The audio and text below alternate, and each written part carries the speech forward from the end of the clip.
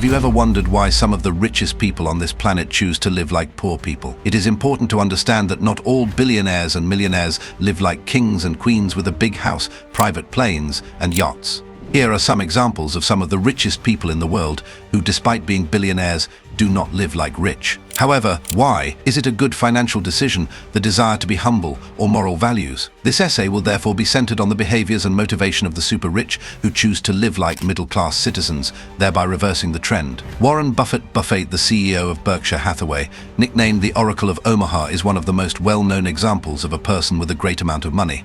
However, Buffett is a very humble man, and despite the fact that his net worth is almost $100 billion, he still lives in the house that he bought in Omaha, Nebraska, for $31,000 in 1958. Buffett has a realistic and long-term focused attitude toward financial matters. His well-known quote is, "You will soon sell things you need if you buy things you don't need." His modest living goes beyond simply saving money. It also emphasizes placing investments above worldly belongings.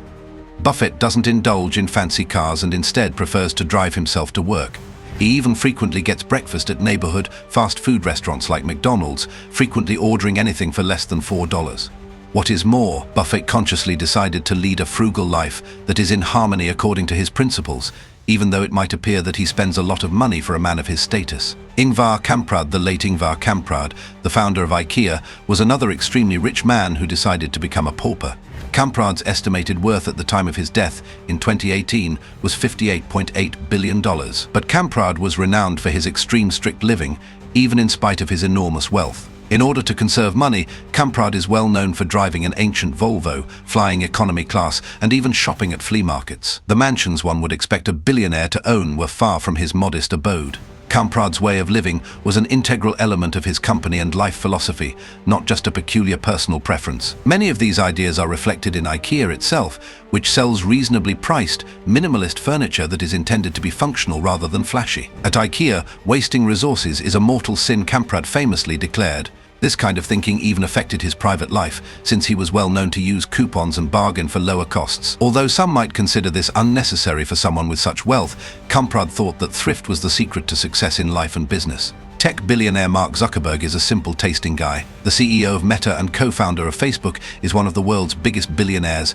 and frequently in the media. With a net worth that has ranged from $50 billion to $100 billion, Mark could afford to lead a life of luxury, but he's well known for leading a simple lifestyle, especially in comparison to other computer industry professionals. In Palo Alto, California, Mark and his spouse, Priscilla Chan, live in a comparatively modest house. He has made real estate investments, even buying nearby properties for seclusion, but his main house is by no means showy.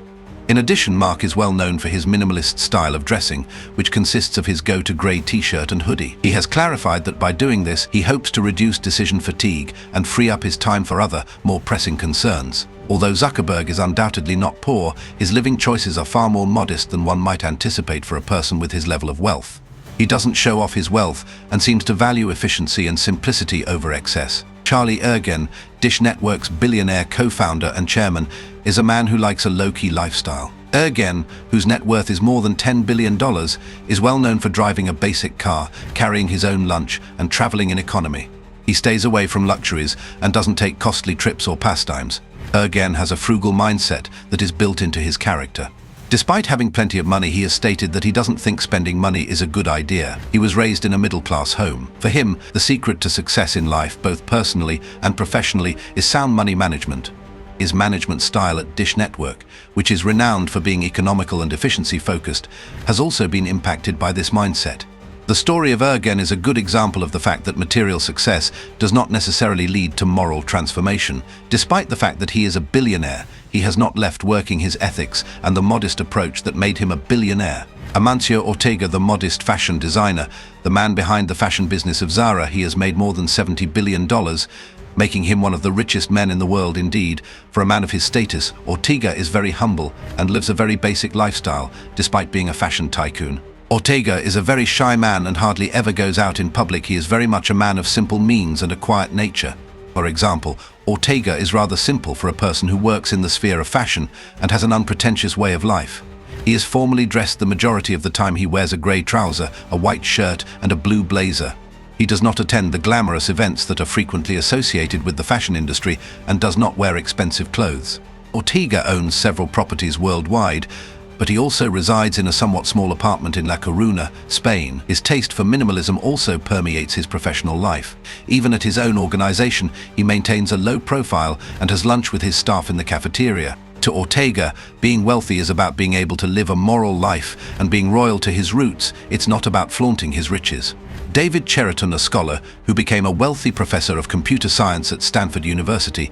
David Cheriton is a self-made billionaire because of his early investment in Google. But the people may not be familiar with his name. Cheriton remains to live a middle-class academic life, even though he has accumulated a lot of wealth. Cheriton is well known for shaving his own hair and driving an outdated Honda Accord in order to save money. He has also referred to himself as not a big money spender and lives in a small house in Palo Alto. He has also said that he does not feel the necessity of changing the way he lives, even though he has to do so.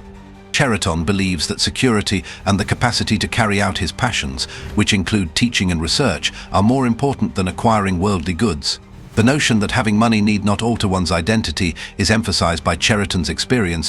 Despite the fact that he is a billionaire now, he remains rather unpretentious in his personal life and focuses on his education. Chuck Feeney, the multi-billionaire who left everything behind. Chuck Feeney is especially special because of his extreme philanthropy, despite the fact that most of the individuals listed here are known to be quite miserly. Feeney, co-founder of duty-free shoppers, made his billion-dollar wealth, and nearly all of it he chose to give away. He currently rents a modest apartment and has donated more than $8 billion to good causes. According to Feeney, money should be shared rather than hoarded. He has stated that he wishes to see the effects of giving away his wealth while he is still living. Feeney has always traveled in economy class and shied away from luxury, living a simple life despite his great riches. His intention was always to use his wealth to benefit people rather than to amass material belongings. Feeney's life is a potent illustration of how money can be utilized for good and how a modest lifestyle can be in line with more significant objectives. His tale serves as a reminder that genuine riches are about using money to change the world, not just keeping it. The wealthiest people on the planet challenge our established ideas about success and wealth by leading poor lives. While it's easy to mistake financial prosperity for luxury, these people show that choosing to live simply can be motivated by a variety of factors, including strategy, practicality, and personal convictions. These billionaires demonstrate that being wealthy should not alter a person's identity, whether it is through Chuck Feeney's charitable endeavors, Ingvar Kamprad's dedication to modest living, or Warren Buffett's smart investing choices. For them, the real worth of money is found in its ability to create, preserve, and return value rather than in what it can purchase. Living simply is not only possible but also a mindset, as these millionaires prove in a society where riches are frequently associated with excess.